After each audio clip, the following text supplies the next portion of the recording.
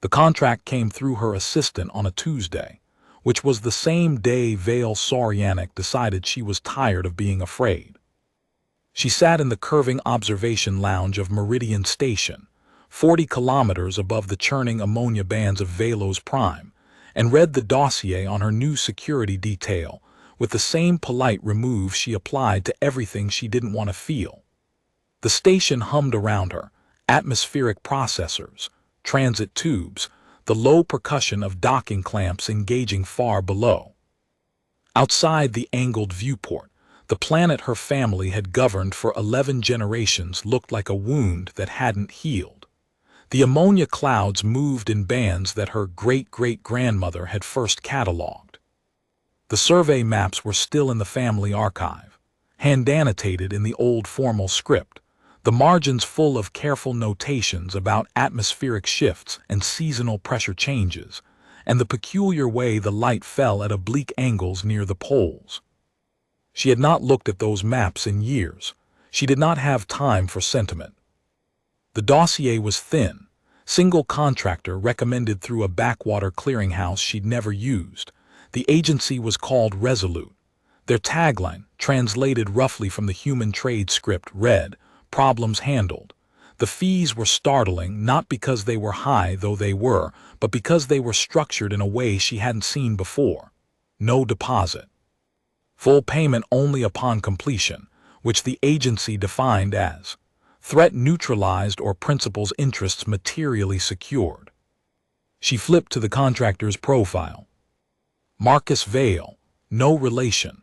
The coincidence of the shared name would have made her laugh on a better day. Human, male. Age listed as 34 standard cycles, which translated to something in the mid-20s of her own species reckoning.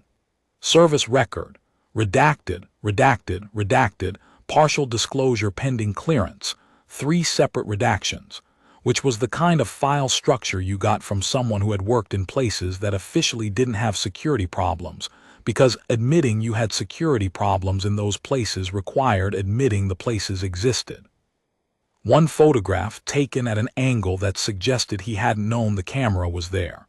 He was standing in what appeared to be a mechanized vehicle bay, one hand braced against something large and black, face turned slightly to the side.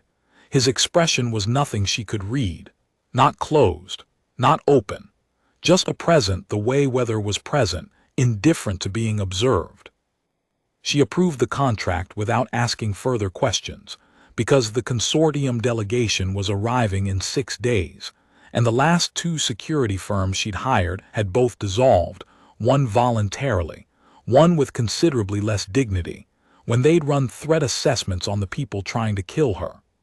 The first firm had cited resource limitations. The second had cited, with some precision, the word untenable, and she had watched their senior assessor look at the consortium's documented financial network and do the very particular calculation of a professional weighing job security against not being discreetly removed from a space station in the freight transit system. She understood the calculation. She had made versions of it herself in quieter moments.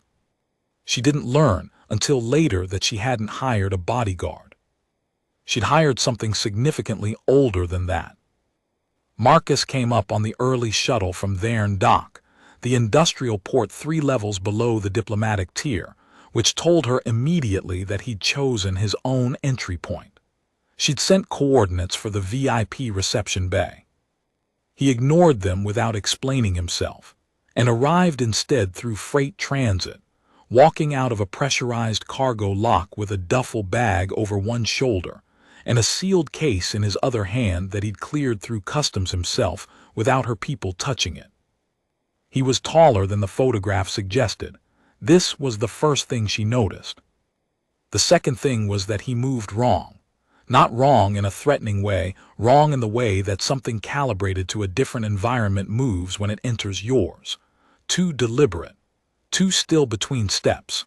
He scanned the corridor ahead and on both sides before he cleared the lock, and he didn't do it the way security people did, with the performative sweep that announced "I am watching."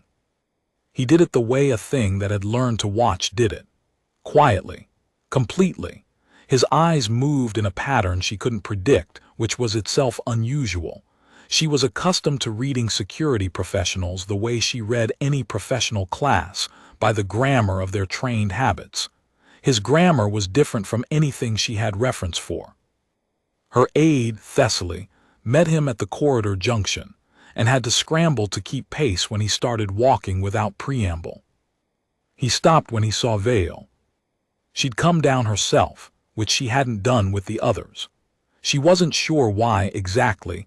There was something in the file, in the particular blankness of those 3 redactions, that had made her want to take the measure of him in person before he entered her working space. She watched him evaluate the space around her, not her, the space, and file whatever he found away before his eyes settled on her face. The evaluation took approximately 3 seconds. It was not an intrusive process. It was entirely private, conducted behind eyes that gave nothing away about what they were doing. "You're Sorianic," he said. It wasn't a question. "And you're Marcus Vale." She kept her tone level. "A coincidence of names." "They tell me humans and Veloci share approximately 4% of root phonemic structure," he said. "The names are probably inevitable." He set the duffel down and shifted the sealed case to his right hand, letting his left hang loose. "Walk me through the station layout. I want to see the tier access points before anything else." Thessaly made a sound that in another context would have been a polite cough. In this context, it meant he was being rude. Vale considered correcting him, decided the instinct was social reflex rather than genuine offense, and led him deeper into the station instead. He asked questions she hadn't expected. Not about threat profiles or consortium politics or the specific individuals who'd been escalating pressure on her family's resource contracts for the past 18 months. Those questions came, but they came later, and he asked them once and then didn't ask again, which meant he was filing the answers somewhere internal rather than writing them down. She'd worked with analysts who filed internally. They usually looked distracted when they did it, their eyes slightly unfocused, the visible processing of a mind moving faster than its face could follow. He didn't look distracted. He looked exactly as present as he had in the corridor, which was somehow more unsettling. First, he wanted to know about the station's thermal cycling schedule, the differential between the upper diplomatic tier and the pressurized freight levels, whether the atmospheric processors could be independently isolated by section. He asked about the structural rating of the observation lounge viewports, and when Thessaly said she didn't have that information, he made a small sound that suggested he'd already guessed the answer wasn't good. He asked about the emergency evacuation routing, the secondary power grid distribution, the maintenance access channels between the freight tier and the diplomatic tier, and whether they were monitored and when they were monitored and by whom. He asked how long the station had been in continuous operation. He asked about the original construction firm and whether any subsequent renovation contracts had brought in external crews. He asked if the atmospheric processors had been serviced on schedule or if there had been delays, and when she said there had been a 6-week delay on the most recent service cycle, he stopped walking for a moment and said, "Who authorized the delay?"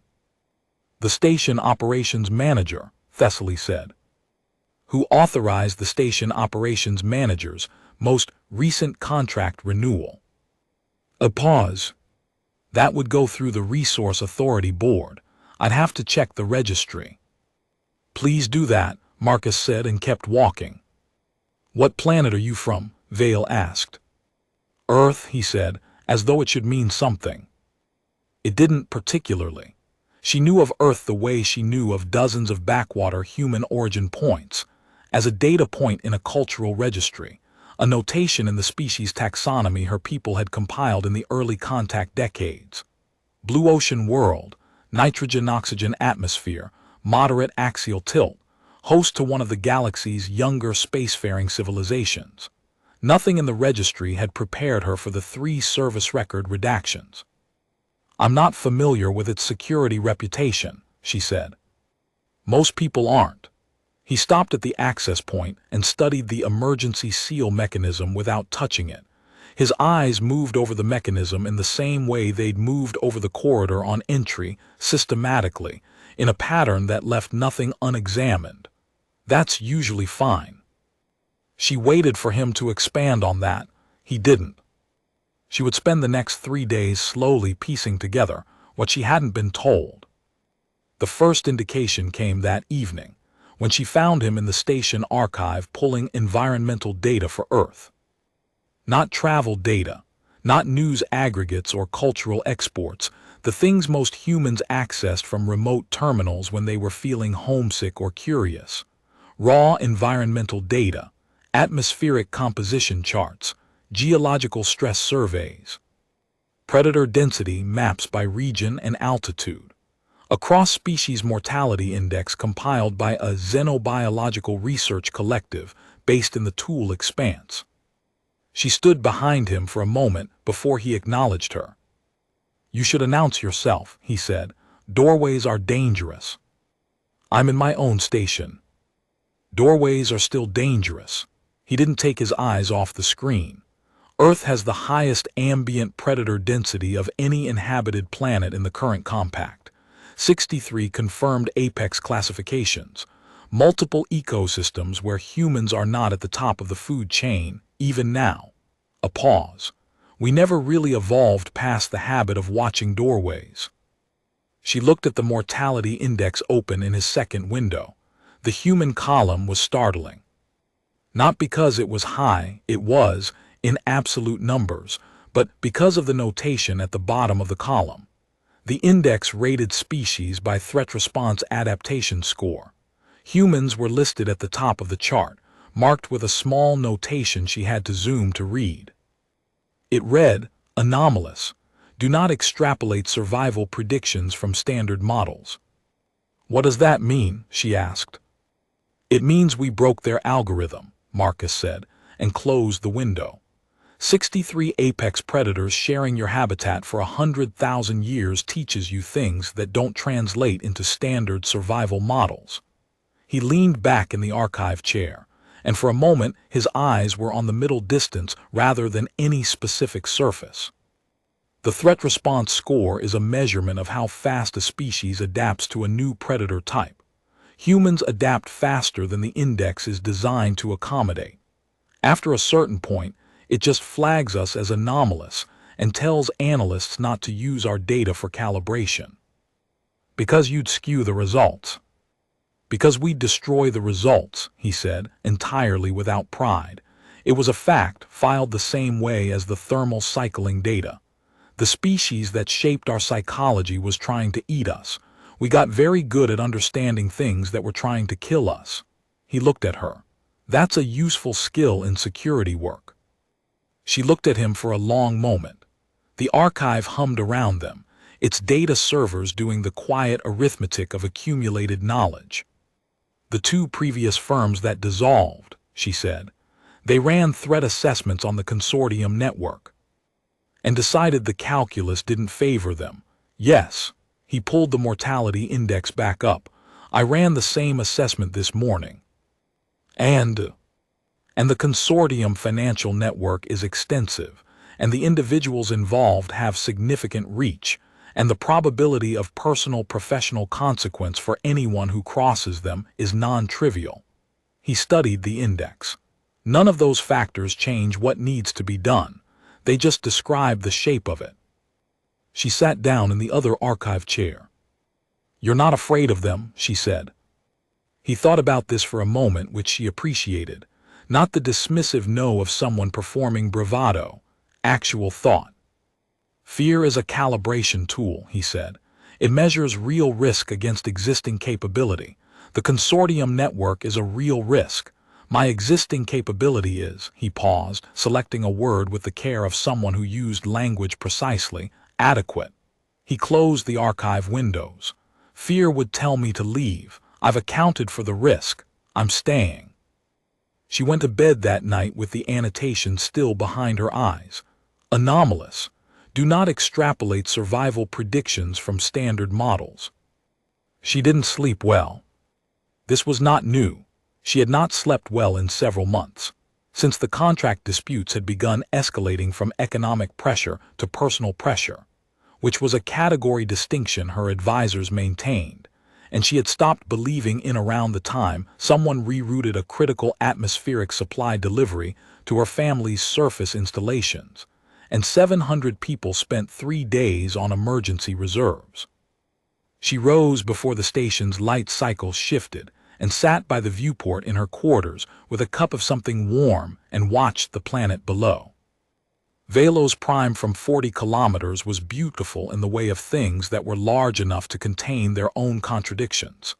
The ammonia bands and the ancient geology, and the settlements her family had built and maintained, and occasionally failed to protect. She thought about the 4% phonemic overlap, the coincidence of names. She thought about the word anomalous, and what it meant for a species to break an algorithm designed to measure how hard something was to kill. At some point Thessaly knocked and said quietly, "He's in the outer ring already." Vale looked at the time. It was still the early cycle. He slept. "I don't believe so, ma'am." She put down the warm cup. "What's he doing?" "Measuring things," Thessaly said, and the helpless precision of that answer told her everything.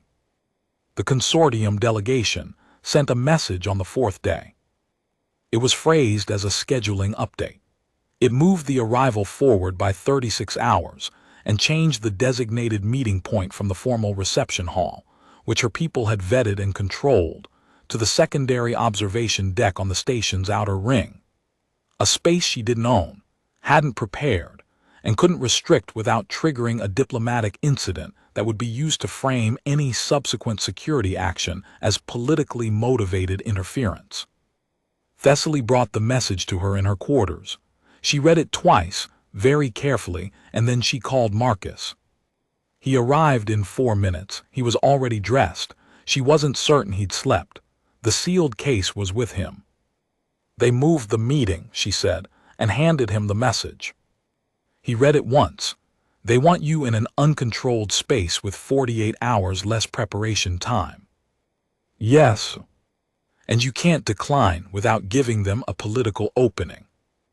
"Also yes." He handed the message back. He stood still for a moment, and she watched him do the thing she'd noticed on the first day, the quiet watching, the internal filing. Not anxious, not calculating with visible anxiety. Something more settled than that, like a mechanism that had run this particular sequence before and knew which steps came in which order. "I want to see the outer ring deck now," he said. "It's past the 3rd-tier access boundary. You'd need an escort from the station authority." "Do you have one on call?" "I can arrange it." "Do that." He shifted the sealed case.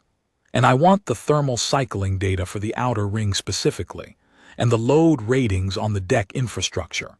And I want to know who services the emergency systems on that level, and whether those service contractors overlap with any of the consortium's known financial connections." She looked at the case. She had been looking at it on and off for 4 days. "What's in there?" He met her eyes. It was only the second time he'd done that, really looked at her, rather than at the space around her. "Tools," he said. "What kind of tools?"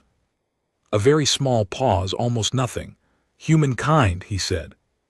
She arranged the escort. She went with him. The outer ring deck was a long, curved space with a panoramic viewport on one side and loading bay doors on the other, designed originally for scenic transit and converted partway through its history into a secondary meeting facility. The conversion had been done with more practicality than grace. The viewport was spectacular, a wall of reinforced composite looking out over Velos Prime's upper atmosphere at an angle that caught the light differently in each cycle. But the floor was the original freight-rated composite, and the furniture was bolted down in the configurations of whoever had last used the space. It was beautiful in the way of things that had outgrown their original purpose.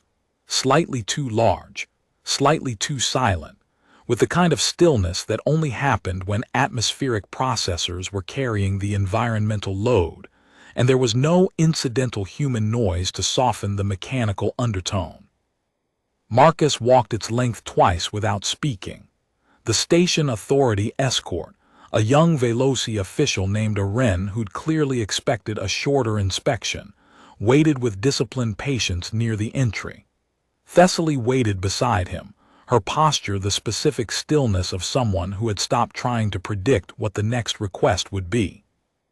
On the second pass, Marcus crouched at the base of the viewport frame and pressed his palm flat against the structural support. He held it there for a long moment. Then he moved his hand 6 centimeters to the left and held it there. "Vibration differential," he said, more to himself than her. "The outer ring flexes at transit load peak. There's a stress pattern on this support that's inconsistent with normal operational wear." He stood and looked at the loading bay doors. Who controls the docking bay adjacent to this deck? Aren checked his registry, leased to a transit broker, Cavani Logistics. Who holds the controlling interest in Cavani Logistics? A longer pause from Aren. "I'd have to run a corporate registry search." "Please do that," Marcus said, and his voice was so entirely calm that Vale felt the first genuine chill she'd experienced since she'd started being afraid. Not because of what he'd said, because of how unsurprised he sounded saying it, like someone who had already worked out that this question would lead somewhere important and was simply collecting the confirmation. He moved to the loading bay doors and crouched again, examining the seal mechanism at floor level. He took something from his jacket pocket, a thin instrument, the kind used in structural diagnostics, and ran it along the seal seam without touching anything that would register as access. "These seals have been recently recalibrated," he said. "Is that unusual?" Thessaly asked. "Depends on why they were recalibrated." He stood and put the instrument away. Fresh calibration on an infrequently used loading bay means either routine maintenance or preparation for use. He looked at Aren. "When was the last scheduled maintenance on these seals?" Aren checked, 8 months ago. So a recent recalibration would not be routine. The silence that followed had a specific weight. "I'll get you the service log," Aren said. The service log, retrieved that afternoon, showed the recalibration had been performed 5 days earlier, the day after the consortium delegation confirmed their arrival date, by a technician contracted through an external maintenance firm. The maintenance firm's registry listed its primary client as Cavani Logistics. The corporate registry search, completed that evening, showed that Cavani Logistics was 3 shell companies deep from a holding group, with documented financial connections to the primary family on the consortium delegation. The adjacent docking bay had a transit order filed for a maintenance vessel arriving 30 hours before the rescheduled meeting. Marcus read the registry result standing in the same corridor where she'd first met him. His expression didn't change. "Right," he said. "Right," she repeated. "Right what?" "Right, I understand the shape of it now." He set the sealed case down on the corridor floor, unlocked it with a code she couldn't see, and opened it. Inside were tools. He hadn't been lying about that. But they were not the tools of a diplomat or a logistics analyst. They were the tools of someone who had spent a long time learning exactly how things came apart, because that knowledge was inseparable from the knowledge of how to keep them together. Some of them she recognized from structural engineering. Some of them she didn't recognize at all.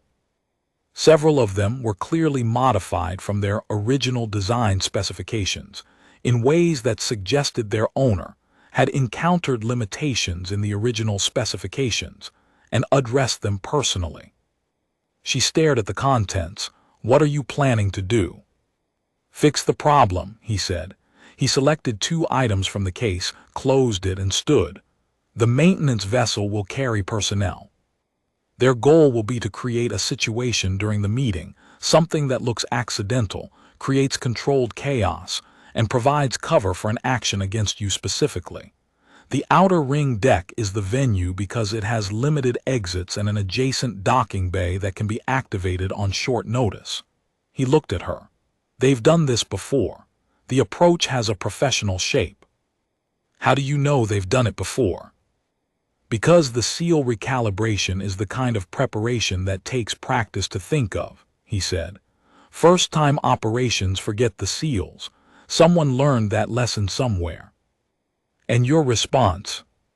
I'm going to have a conversation with the maintenance vessel crew before they dock. There are protocols for that. You'd need authorization from station security and formal notification requirements. And if we tip our awareness of the maintenance vessel without sufficient documented grounds. I know the protocols, he said. I've read the station's security charter and the applicable compact regulations. He looked at her steadily. I'm not going to follow the protocols. She stared at him. You could cause a diplomatic incident, she said. I'm going to prevent one, he said. It'll look like a diplomatic incident from the outside. The distinction will matter later when the documentation goes in front of the compact review board. He adjusted the items he'd taken from the case, one into his jacket, one held loosely in his right hand. The protocols exist to prevent misuse of security authority. I'm not misusing it. I'm exercising a contractor's right to engage a direct threat to the principal. A right that exists in Compact Security Code, Article 14, Subsection 7, Contractor Direct Engagement with Pre-Identified Threat Actors. The threshold is documented evidence of hostile preparation against the principal. The service log and the shell company registry chain constitute documented evidence. He looked at her. I've already filed the preliminary report with station security. A wren is holding it pending my action. If this goes wrong, the documentation protects you. If it goes right, the documentation establishes the record. She thought about 11 generations of careful negotiation, of contracts maintained through patience and good faith, of her mother's voice saying, "We do not win by fighting, Vale, we win by outlasting." She thought about the 2 security firms that had looked at this problem and dissolved. She thought about an algorithm that had given up trying to predict how hard humans were to kill. She said, "Don't get killed." He picked up the sealed case and stood. "That's not really an option I entertain," he said, and she believed him, not because it was a brave statement but because it was clearly just a fact about him, filed under the same category as the thermal cycling data and the load ratings, something he'd checked, assessed, and decided he could work with. She didn't watch. This was a decision she made deliberately and maintained with some difficulty. She spent the hours of his conversation with the maintenance vessel crew sitting in her quarters reviewing the legitimate documents for the consortium meeting, and she was so focused on performing normalcy that when Thessaly came to the door, she startled badly and knocked over a data tablet. "He's back," Thessaly said. "He's asking for you." She found him in the corridor outside the outer ring access. He was entirely unhurt. His jacket was gone, and there was a long darkening mark across the back of his right hand that was beginning to bruise, and he was looking at his hand with the assessing expression of someone checking whether a tool still worked. He looked up when she approached. "The maintenance vessel has been rerouted," he said. "The crew filed a systems malfunction report. It will hold for the next 48 hours, which is more than enough." She looked at the bruise. How many were there? 4, he said. They weren't professionals. They weren't. She stopped herself from asking what that meant for her opinion of the people who'd hired them. The people who hired them, however. I know. He flexed the bruised hand once, testing it. The consortium delegation member who holds the financial connection through Kavani Logistics is a man named Threlanver. I identified him from the registry chain this morning. He has 2 other assets on the station, based on the communication pattern I found in the maintenance crew's transit documentation. I've identified one of them. The second one I've narrowed to 3 possibilities. She stared at him. You got all of that from a conversation with 4 maintenance contractors. People tell you things when they're surprised, he said. Humans figured that out a long time ago. He picked up the sealed case. I'd like to spend the next 12 hours on the remaining identification. After that, I want to spend the pre-meeting period doing a final walk of the outer ring deck. You're not going to sleep. He considered this. Probably not tonight. Then, I don't need as much as most. Thessaly, who had appeared at some point in the last 2 minutes, made a sound that was not quite the polite cough. It was a sound that meant she was revising a category. At some point in the middle of the night cycle, she brought him something to eat, because it seemed like the human thing to do and she was having trouble sleeping anyway.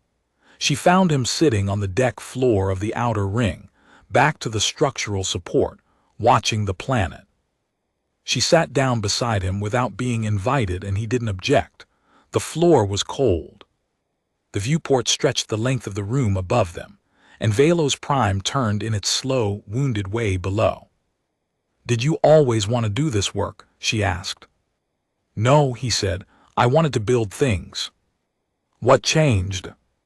He was quiet for long enough that she thought he wouldn't answer. The atmospheric processors hummed. Far below, the ammonia bands moved in patterns that her great-great-grandmother had first catalogued. Somebody needed this instead, he said. She looked at the planet. Her planet, or her family's version of it, which was a more complicated inheritance than it sounded. 11 generations of governance contracts, resource development, the slow accretion of obligation and entitlement that became, over enough time, indistinguishable from identity. I'm sorry I didn't tell you more about the threat assessment, she said, before you agreed to the contract. The file was accurate about the threat level, he said. I read threat levels differently than most people. Because of where you're from. Partly. He turned the small diagnostic tool he'd been holding over in his hand, a motion that seemed entirely unconscious, something to do with the hands while the mind was elsewhere. Partly because I've been doing this long enough to know that most threats have a shape, and once you know the shape you know what fits inside it. What shape is this one? Old shape, he said. Someone powerful wants something from you and has decided the diplomatic route is too slow. The secondary approach is pressure. The tertiary approach is removal. A pause. We're between secondary and tertiary. And you think you can stop that?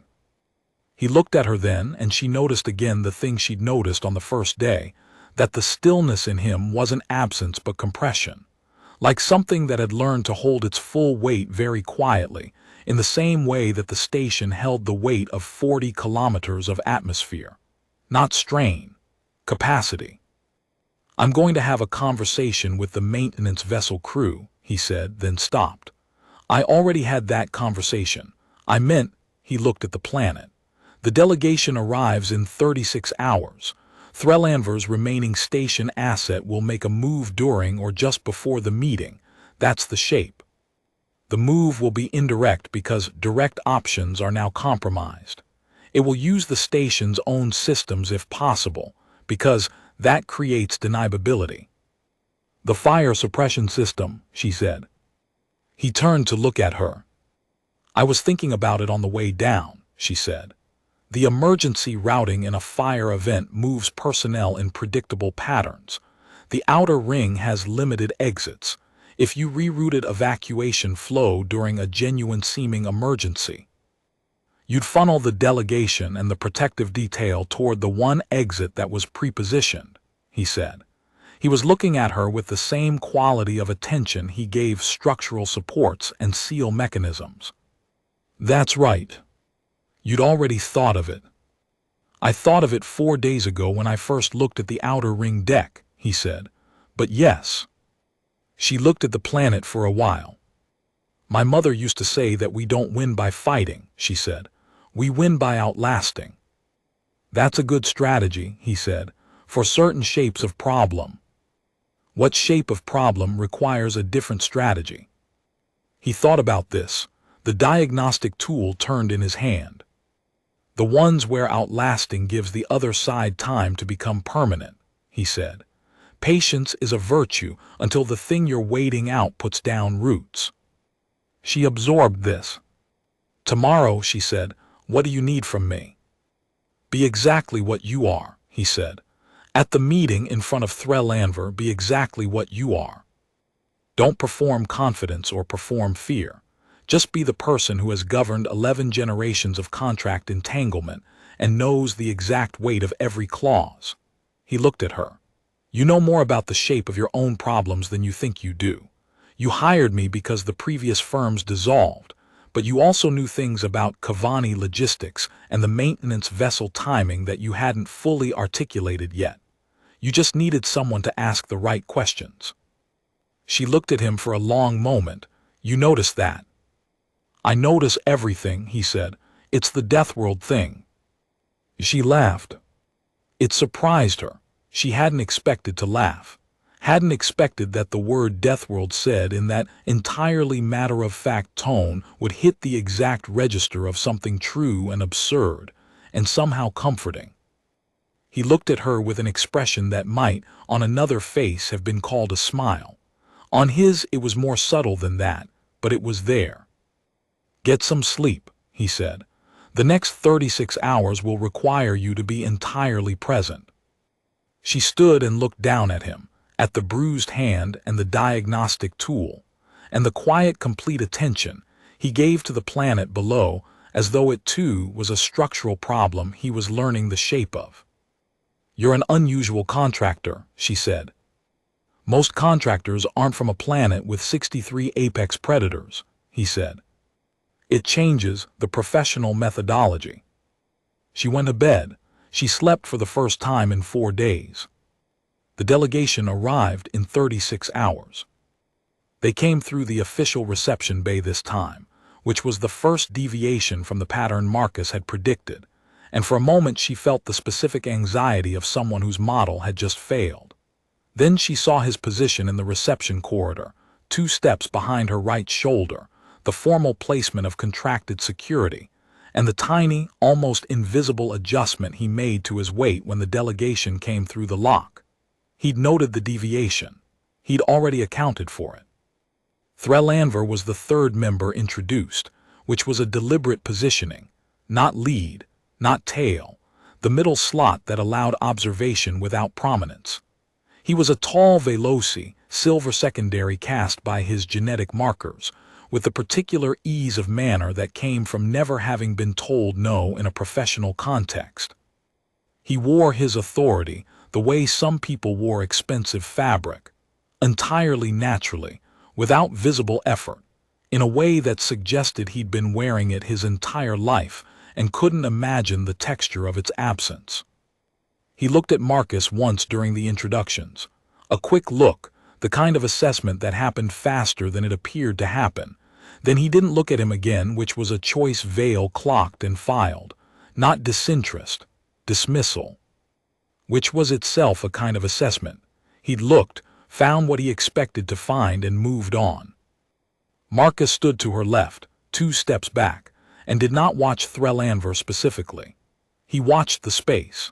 He watched the people in the space in relation to the space, and he made the tiny adjustments of position and angle that kept every corner of the room in his peripheral line without requiring him to visibly track.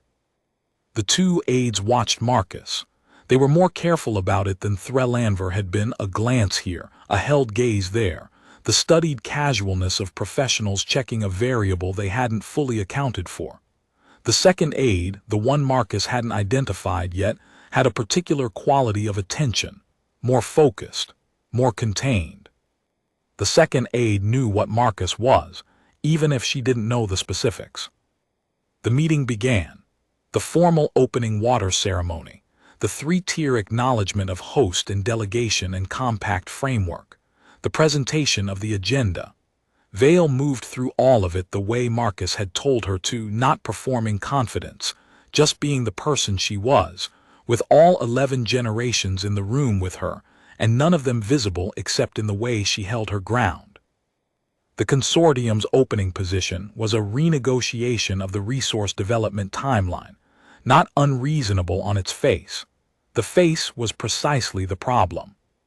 She declined with the language of procedural review, a request for a 30-day extension to allow independent assessment of the timeline's technical assumptions. Standard language, defensible, offering nothing and committing to nothing.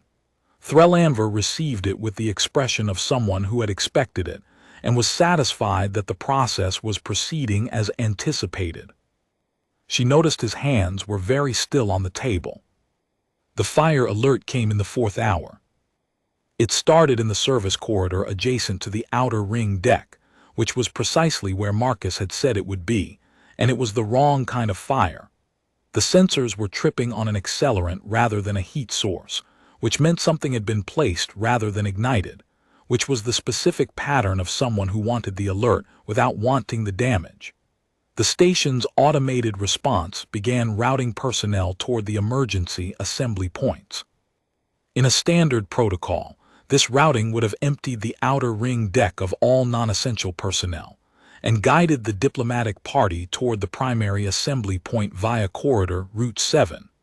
The only route that passed through the loading bay access corridor adjacent to the recently recalibrated seals. Marcus was already on his feet before the alert finished its first cycle. "Sit," he said. He said it to her, but in the particular way of someone who understood that the room would take its cue from the anchor point. Vale sat. The entire consortium delegation sat, because every one of them was watching her, and she was the person who had sat without alarm, without visible concern, without the micro-expressions of someone responding to a genuine emergency rather than a prepared one. Threllanver was the last to sit. He took 1 second longer than the others. In that second his eyes moved very briefly to the second aide, and the second aide made a motion so small it was nearly nothing. A hand dropped below the table edge, then returned. Marcus turned to a Wren, who had joined the meeting party as station liaison, and said 3 words very quietly. A Wren nodded once and left the room. Then Marcus left the room. She watched the door close. She poured herself the second-tier ceremony water with hands that were entirely steady, which was not performance but necessity. If her hands weren't steady, she could not be what the room needed her to be. She said to the delegation, in the warm, formal tone of someone who had been hosting meetings for 3 decades, "The station has excellent automated response systems. I apologize for the interruption. While we wait for the all-clear, perhaps we might discuss the independent assessment methodology. I have some preliminary thoughts on the technical parameters." Threllanver looked at her. Something moved behind his eyes.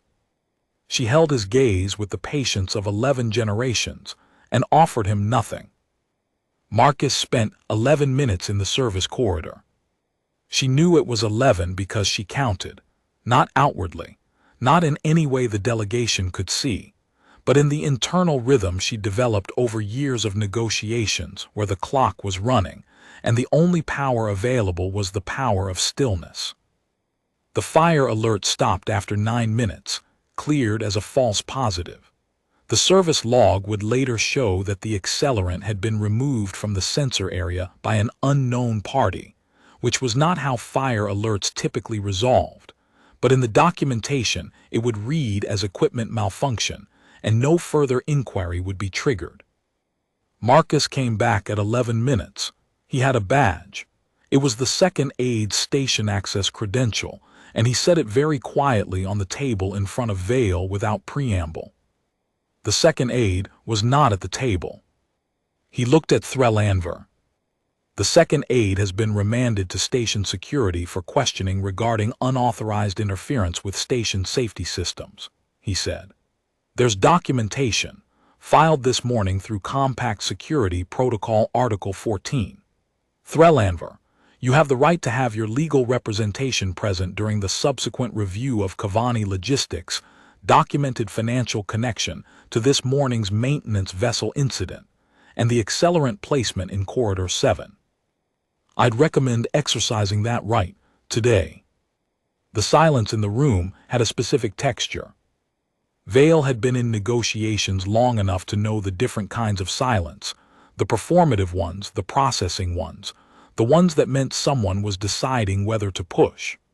This was the last kind, stretched to nearly its limit, and it held for 10 full seconds, and then Threllanver said, very carefully, "This is an extraordinary accusation." "It's an observation," Marcus said. "The accusation will come from station security. In approximately 4 hours, when a Wren submits the full documentation package." Threllanver looked at Vale. She held the look with the same patience she'd been applying since the ceremony water. "Perhaps," she said, "we should break for refreshments and allow the delegation to consult with their people. We can resume in an hour." The delegation agreed. They filed out. Threllanver was the last to leave. At the door he stopped. He turned and he looked at Marcus, the first real look he'd given him since the initial dismissal during introductions. It lasted 4 seconds. In those 4 seconds something completed itself, some internal revision, some accounting that concluded in a balance he hadn't anticipated. He didn't say anything. The look said it without words. "What have I run into?" Marcus met his eyes and said nothing, and after a moment Threllanver left. The station security review took 6 hours. Threllanver's financial connection to Kavani Logistics was documented, cross-referenced against the maintenance vessel transit record, the SEAL recalibration service log, and the second aide's communication pattern, and formally submitted to the diplomatic registry before the day cycle ended. It wouldn't end his career. That was not how consortium politics worked, and she had no illusion that it would. But it changed the shape of the next 18 months considerably, which was what she needed. A shape that had pressure on one side and documentation on the other. She found Marcus in the observation lounge that evening, the one she'd been sitting in when she read his dossier, in the same chair she'd occupied. He was looking at the planet the way she'd come to expect him to look at things, completely, without editorial. She sat down across from him. "The delegation has agreed to extend the original contract terms," she said, "without the revisions." He nodded. "You could have handled Threllanver more aggressively," she said. "In the negotiation room, you had enough to end his position entirely." "You didn't need him ended," Marcus said. "You needed him to understand that you weren't alone in that room." She looked at him. "Is that why you said nothing when he looked at you at the door?" He needed to understand what he'd miscalculated. A pause. Not all problems require full resolution. Some of them just need to understand the shape of what they ran into. She thought about the xenobiological index, the annotation at the bottom of the human column. Anomalous. Do not extrapolate survival predictions from standard models. "What was the shape?" she asked. "The one he ran into?" Marcus looked out at the planet. Below, the ammonia bands caught light from the station's outer ring in threads of sulfur yellow and deep, impossible blue. A kind of beauty that had nothing to do with comfort. A kind of beauty that was simply what the world was, indifferent to whether anyone found it beautiful. The shape of something that's been surviving things like him for 100,000 years, he said, and never stopped treating it like a solvable problem. She sat with that for a moment. "I want to extend your contract," she said. He didn't answer immediately. He looked at his hands for a moment. The bruise had settled into the full dark blue of Veloci's secondary cast color, which on his human skin looked almost like a mark someone had put there on purpose, a deliberate thing rather than a consequence. "For how long?" he asked. "I'm not sure yet," she said honestly. "There are 11 generations of contract entanglements that I'm apparently only beginning to understand the shape of. The consortium network doesn't end with Threllanver, and the financial connections run in more directions than the registry showed today." She looked at the planet. "And I don't want to spend the next decade hiring people who dissolve when they see the threat assessment." He looked at the bruise on his hand. The assessment expression again, is this tool still functional, What is its current capacity? Will it serve? All right, he said. She nodded. She looked at the planet with him for a while. Outside, the station hummed its atmospheric patience, and the ammonia clouds moved in patterns that her great-great-grandmother had first catalogued. And the light was the particular quality of light that existed 40 kilometers above a world when the sun was setting, and you were high enough to watch it happen slowly, to see the color change across a large enough arc of sky that it felt like witnessing something rather than simply being in the presence of it. I read about Earth, she said eventually, after you mentioned the apex predator count. What did you read? That humans were not, for most of your history, the thing at the top of the order. That you were, for a very long time, something that other things hunted. That's accurate. And then you weren't. Also accurate. How? He was quiet for a moment, the kind of quiet she'd learned to let rest, because it usually resolved into something worth waiting for. We started paying attention, he said. We got very, very good at understanding the shape of things that were trying to kill us. A pause, and eventually the things that were trying to kill us had to start worrying about us instead. She absorbed this. The station hummed. Below, Velo's prime turned. The index annotation, she said. Anomalous. Do not extrapolate survival predictions. Oh, what does that feel like from the inside? He thought about this. He thought about it the way he thought about everything, fully, without performance, with the patience of something that had been asked the question, and was looking for the accurate answer rather than the satisfying one. It feels like knowing that whatever comes next, he said, is a problem, and problems have shapes, and shapes can be learned. He looked at her. It feels like not having the option to decide something is unsolvable. She looked at him for a long time. My mother was wrong, she said. About what? She said we don't win by fighting, we win by outlasting. She looked at the planet. I think the version she was missing was the one where you fight and outlast simultaneously, where the fighting is what makes the outlasting possible. He said nothing. He didn't need to. 3 weeks later, the second consortium representative sent a different kind of message. Not a scheduling update, a genuine inquiry.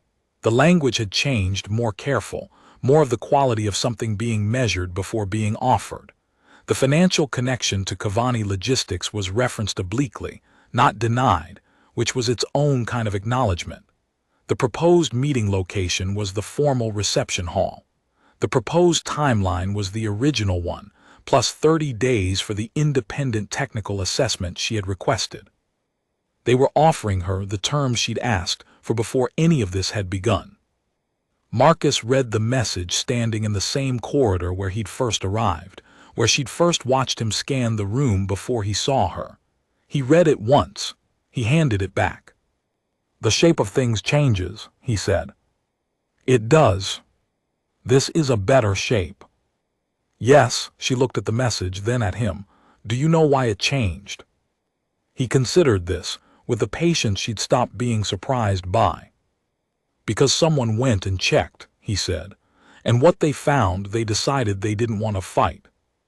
She thought about Threllanver's face at the door. What have I run into? She thought about 4% phonemic overlap, and a name that was the same by coincidence, and an algorithm that had given up trying to predict human survival. Same shape then, she said. Going forward. He looked at the planet with her, at the ammonia bands and the ancient geology, and the settlements her family had built across 11 generations of careful work. Same shape, he said. Outside, the station turned. The light changed the way it always changed at this hour, slow and vast and indifferent to witness. Somewhere in the compact registry, documentation sat with both their names on it, a principal and a contractor, a Veloci name and a human name that shared 4% of their phonemic ancestry and 100% of their current position, standing 40 kilometers above a complicated world, and deciding that the next problem, whatever shape it took, was solvable. The problems would come, they always did. They would have to wait a long time. In the week after the agreement was confirmed, things settled into a different rhythm. Not a comfortable one. Comfort wasn't a word that applied to the work of holding a governance contract against a network of financial interests that hadn't abandoned their goals, only their most recent method, but a rhythm that had room in it. Vale found herself doing things she hadn't done in months, reading the survey maps in the family archive, the ones with her great-great-grandmother's handwritten notes in the margins, sleeping a full cycle, eating at something approximating regular intervals. Marcus took up residence in the quarters adjacent to hers, which was the logical security configuration, and also, she suspected, because it was the room closest to the outer ring access corridor. He ran his checks at intervals she couldn't predict and didn't try to. The unpredictability was deliberate. She understood that now, part of the methodology of something that had evolved for an environment where patterns were exploited and irregularity was survival. She learned things about him in the gaps between structured time. She learned that he drank a specific kind of pressed liquid every morning that he'd apparently brought from Earth in a sealed container, the supply of which was finite, and which he consumed with the particular attention of someone managing a non-renewable resource. She learned that he read constantly, not news aggregates, not security updates, though he read those too, but history. Old human history. Military history, primarily, but also the histories of infrastructure and trade routes, and the ways that civilizations had collapsed and held and been rebuilt, which she came to understand was a kind of professional reading rather than personal interest, the history of problems and the shapes they took over time. She learned that he had a habit, when he was thinking, of looking at his hands. The bruise had faded entirely within the first 10 days, which was faster than Veloci physiology would have managed, and she didn't ask about it because she suspected the answer was another data point in the category of things her species' taxonomy had not fully mapped. "You heal quickly," she said one afternoon, watching him examine the hand that had been bruised, which was now entirely unmarked. "Moderate healing rate, actually," he said. "By human standards, some heal faster." He looked at the hand with the same evaluating expression he gave everything. Earth kept selecting for it. The ones who healed slowly didn't outlast the ones who didn't. "Natural selection. The most thorough kind," he said. She thought about this. Does it ever stop, the selection pressure? For humans specifically? No. He lowered the hand. We've been in space long enough to establish ourselves in environments that would select against us without adaptive support. Deathworld baseline doesn't disappear. It just finds new things to optimize against. Like consortium financial networks. He looked at her with that near smile. Like consortium financial networks, he agreed. The second negotiation session went smoothly, which was its own kind of information. Smooth sessions, in her experience, meant one of two things. Either the other party was genuinely satisfied, or they were preparing for a different kind of move. She watched the delegation's body language with the attention Marcus had spent 4 days teaching her, and she didn't find what she expected to find. Threllanver was not present, replaced by a junior delegate who had the manner of someone sent to close a process rather than advance a position. The remaining aides were present but contained, their communication to each other minimal. The language of the revised agreement was exactly what had been promised in the preliminary message. No hidden provisions she could identify. No structural traps in the timeline clauses. After they left, she sat in the meeting room for a moment, alone except for Marcus and Thessaly. "They're genuinely withdrawing," she said, "not regrouping." "Yes," Marcus said. "Why? The network hasn't lost its financial interest in the resource contracts. They've simply lost one approach." He sat down in the chair Threllanver had occupied, which was a physical claim of territory she noticed and found unexpectedly satisfying. Because the documentation changed their risk calculation. The Cavani logistics chain is now in the compact registry as a matter of public record. Any subsequent approach from the same network will have that chain in its background. The next person they send will know it. The next method they choose will have to account for it. He looked at the surface of the meeting table. They haven't stopped wanting the resource contracts. They've decided the cost of acquiring them through pressure has become non-trivial. Because of the documentation. Because of the documentation, and because of what it implies about what you're willing to do going forward. He looked up. They looked at what happened with the maintenance vessel crew and with the second aid, and they revised their model of you. Of me, she said, not of you. You hired me, he said. That's the revision. The previous model had you isolated and under-resourced. The revised model has you as someone who went outside your normal procurement channels to find a different category of solution. A pause. That's a more dangerous variable than a competent contractor. Contractors can be countered. Principals who adapt their strategy are harder to model. She sat with this. I didn't adapt the strategy, she said. I hired you. That is the strategy, he said. Thessaly made a sound that in any other context would have been a laugh. She composed herself quickly. Vale looked at Marcus. He had the quality of a man who had said something that was, to him, entirely obvious, and was waiting with patient good humor for the recipient to catch up. She caught up. You're saying they're afraid of me, she said. I'm saying they've recalibrated their assessment of what you're capable of, he said, which is the same thing at the strategic level. She leaned back in her chair and looked at the ceiling of the meeting room, which was the original transit bay composite, unpretentious and slightly scuffed. 11 generations, she said. My family has held these contracts through 11 generations of exactly this kind of pressure, and the answer was always patience. Outlast them. Don't fight. It worked, Marcus said. It worked because we were the most stable option. Stability has its own value to people who need predictable resource access, but stability requires them to believe we're permanent. And the consortium, specifically this branch of the network, has been betting that we're not. That the contracts can be renegotiated if they apply enough pressure for long enough. She looked at him. What changed? They found out your stability has teeth, he said.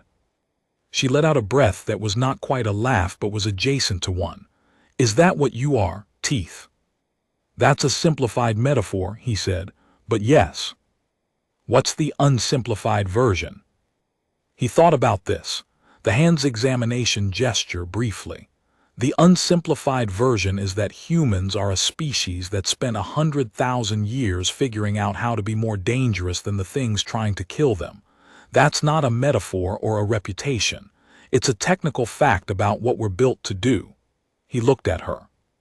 When you put that on the table in a negotiation, not as a threat, just as a fact, the way you'd put the resource contract terms on the table, it changes the arithmetic.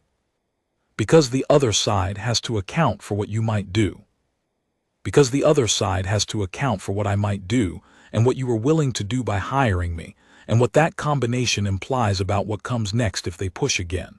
He paused. People are very good at threat assessment when the threat is legible. The consortium network assessed you as a patient, institutional opponent who would hold the line but not escalate. That assessment was accurate for 11 generations.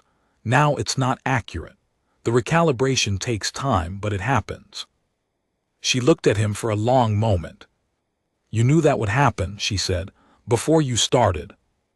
I knew it was likely, he said. The documentation, the public registry entries, the specific way the maintenance vessel resolution was handled, all of that was legible. I chose legible on purpose. An invisible response doesn't change the arithmetic. A visible one does. You were teaching them something, she said. I was letting them see something they decided wasn't there, he said. There's a difference. She thought about the visual diary reference she'd once read about the film that had sparked this whole complicated chain of months. A girl from a future society. making a record of things worth preserving, waiting to be sent somewhere difficult, and trying to hold onto what mattered before she went. She hadn't thought about it in weeks. She thought about it now, sitting in the meeting room where the consortium had come and been seen, and in the end, decided to try a different direction. A record of things worth preserving, an attempt to safeguard the memory of things that mattered. That was what the documentation was, not just evidence, a record, a claim on the future that said, this happened and the people who made it happen and what it cost and what was held. "Thessaly," she said. "Ma'am, I'd like to start an archive project. The survey maps in the family collection, my great-great-grandmother's notes, the contract documentation going back to the first generation. Digital preservation, searchable and cross-referenced with the current contract registry." Thessaly nodded, making the kind of note that meant the project would be underway before the end of the day cycle. Marcus was looking at her with the quality of attention she'd come to recognize as his version of approval, not expressed, just present, a stillness that was slightly different from his default stillness. "The records matter," she said, partly to him, partly to herself. "They always do," he said. "The first month became 2, and then 3. Other things came. Not crises. The documentation held its deterrent effect longer than she'd initially expected, which was another data point for the revised model. But the ordinary complicated texture of governing 11 generations of contract entanglement, resource disputes that required mediation, technical assessments that required expertise, compact registration updates that required the specific kind of attention that looked like bureaucratic patience and was actually the ongoing work of making a position permanent. Marcus was present through all of it in a way that was difficult to describe and easy to depend on. Not visible in the formal proceedings, he didn't attend the mediation sessions or the technical reviews, but present in the sense that the space he occupied had been assessed and understood, that the corridors between meeting rooms had been walked, and the access points cataloged, and the thermal cycling data updated whenever the station ran a maintenance cycle. He was building a model of her world with the same patience and precision he'd applied to the outer ring deck, and the model was becoming, over time, the thing that held the space around her steady.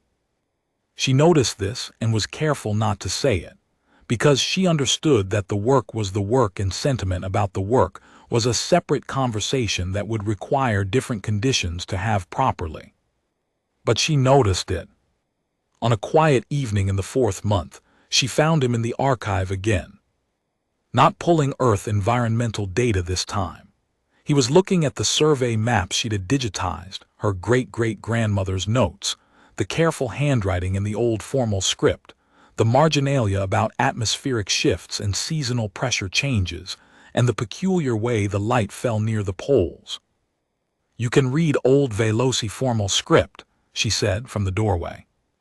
"No," he said, "I'm looking at the margins, the density of the annotations, where she wrote more and where she wrote less." He traced the edge of a map without touching the display. "You can learn a lot about what someone paid attention to from where they wrote more." She looked at the map over his shoulder. Her great-great-grandmother had written the most densely in the areas near the original settlement zones, the places where the first 11 families had put down roots and built the infrastructure that everything since had grown from. The margins there were crowded with small notations, corrections, observations stacked 3 layers deep. The open atmospheric zones, the ones that hadn't been developed yet, that were still primarily the planet's own work, were annotated sparsely. A few pressure readings. A few observations about seasonal cloud patterns. She paid most attention to what she was responsible for, Vale said. Yes, he looked at the dense margins, and she kept updating it. See here, the ink color changes. These 3 layers of annotation are different visits to the same area. She came back and looked again. She was thorough. She was afraid of being wrong, he said, and she used that fear productively. He looked at the map for a moment. That's a good instinct. Fear as information rather than direction. You feel it, you know what it's telling you, and then you decide what to do with it independently of the fear. She sat down beside him. The archive hummed. Is that what you do? She asked. It's what I try to do, he said. Fear is calibration. It's telling you something about the ratio of risk to capability. The response to that information doesn't have to be the fear itself. She looked at the survey maps. The 11 generations of accumulated attention, layer on layer in the margins, each one a version of someone standing in a corridor and scanning the room before they walked in. She would have hired you, Vale said. He considered this. Probably not. The compact didn't have human contractors 4 generations ago. She would have found a way, Vale said. He made a small sound, not quite a laugh, the near smile again. Outside, the planet turned. The atmospheric processors hummed. The archive preserved its patient record of things that had happened and things that had been noticed and things that had been judged worth noting down for the people who would come after and need to understand the shape of the world they'd inherited. Same shape then. Going forward,